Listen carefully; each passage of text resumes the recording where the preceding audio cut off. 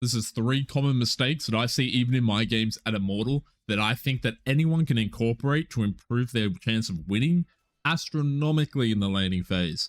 Number 1, we have probably what I consider the most absolutely underrated item in Dota. I feel like a lot of people aren't talking about how strong it is, and that is Blood Grenade. As you can see right now, we're summoning in a Blood Grenade enjoyer. As you can see, they're a stud, and that's what I want you to be. I want you to be a stud as well. So what are you going to do? You're going to buy Blood Grenades, and you're going to buy this on any lane. If you're playing a kill potential mid, you know, Zeus, stuff like that, maybe even the Ricky mid. If you're playing Ricky mid, you can, Blood Grenade is definitely a mandatory item for you.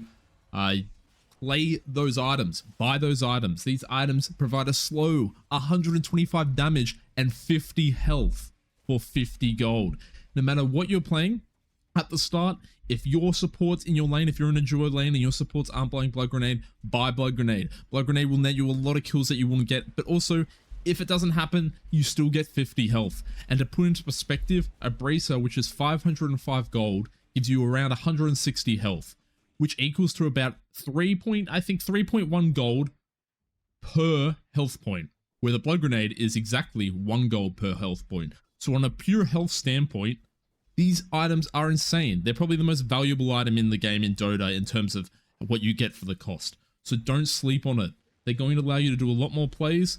Just buy them. And also, after you buy those initial 2, keep buying them. They scale. It's a slow. It's a 15% slow for 5 seconds. It's really strong. Especially if you're a hero that has, I guess, a very high reliance on uptime. Say, like, you will lose melee uptime on your hits because of them creating distance and then you have to close it, etc. This is going to alleviate that, just to allow you to get a lot more time hitting in, a lot more efficiency in your attacks, and also that's just going to net into easier kills. The second most common mistake in my games is starting items.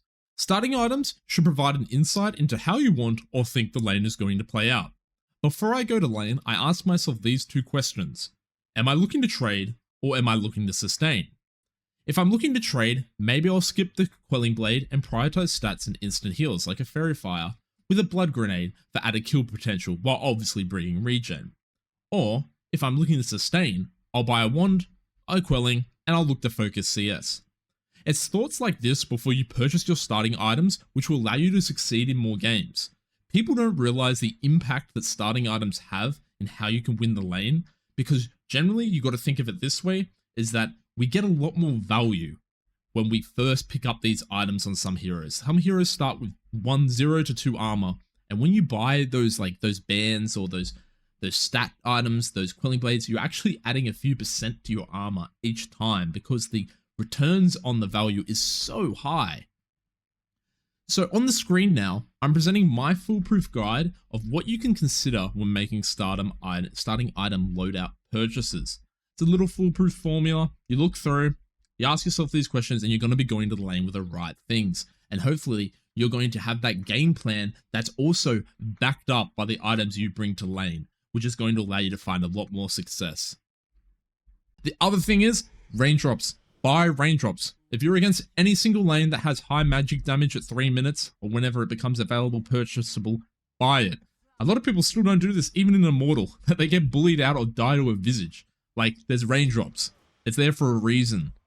Use it. The final, but most definitely not the least important, is do not buy brown boots. Do not buy brown boots. If you're a brown boots rusher, shame on you.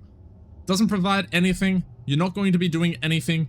If you're a Spirit Breaker and you level your passive first, which is your E, don't buy brown boots. That's a little bit of a personal attack because I had one of my games, but do not buy brown boots. You're not going to do anything. You're not trading. You're losing the lane by default. Do not buy brown boots. Brown boots is not a first item in the